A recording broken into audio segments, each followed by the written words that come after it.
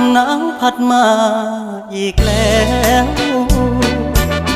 น้องแก้วคงหลงคอยพี่เคยสัญญาให้ไว้จะกลับไปหาคนดีเพราะน้องพี่คงจะกลัวลมหนาวพัดมาอีกคนหนาวกระมนหัวใจ